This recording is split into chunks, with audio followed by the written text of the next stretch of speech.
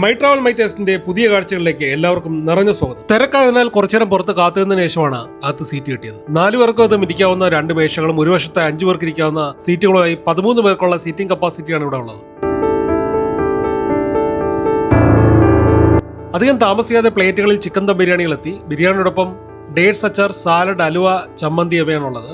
മുട്ടയുണ്ട്, പപ്പടമില്ല. 170 രൂപയാണ് വില.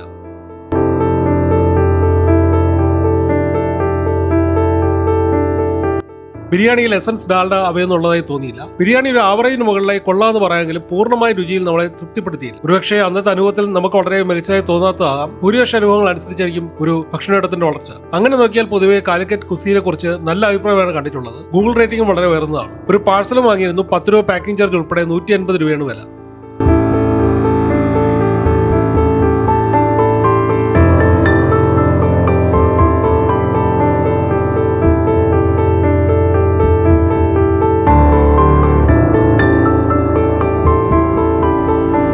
സർവീസും പെരുമാറ്റവും വളരെ മികച്ചതാണ്. നല്ല രീതിയിലാണ് ഉപഭോക്താക്കളോട് പെരുമാറുന്നത്. ഷെബിൻ, ജീവൻ, ജിനു എന്നീ 3 കസിൻ സഹോദരങ്ങൾ ചേർന്നാണ് ഇത് നടത്തുന്നത്.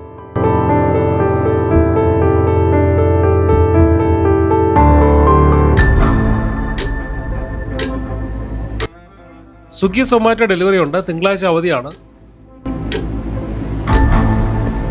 ഗൂഗിൾ മാപ്പ് നോക്കിയാണ് പോയത്. കുറച്ച് മീറ്റർ വ്യത്യാസം ഉണ്ടെന്നാണ് തോന്നിയത്. കഴക്കൂട്ടം മുക്കോലക്കൽ പഴയ ശരണ്യ മെസ്സിനടുത്തായാണ് കാലിക്കറ്റ് കുസീൻ.